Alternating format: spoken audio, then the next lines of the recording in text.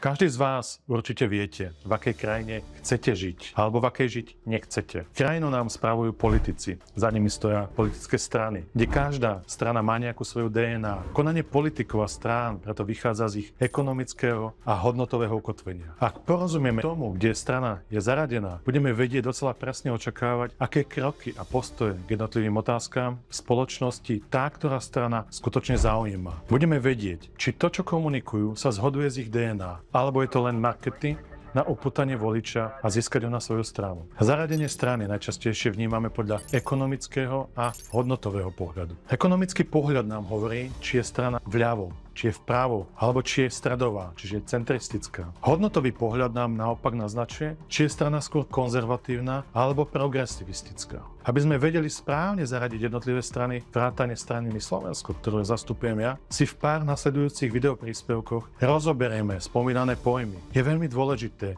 im poriadne rozumieť. Keď budeme poznať, čo ktorý pojem znamená, budeme vedieť správnejšie odhadnúť kroky strán, ktoré v budúcnosti spravia. A neprekvapí nás, že konajú inak, ako by sme pocitovo od nich očakávali. Zostaňte s nami a dajte klik na sledovať. Dozviete sa o nás viac.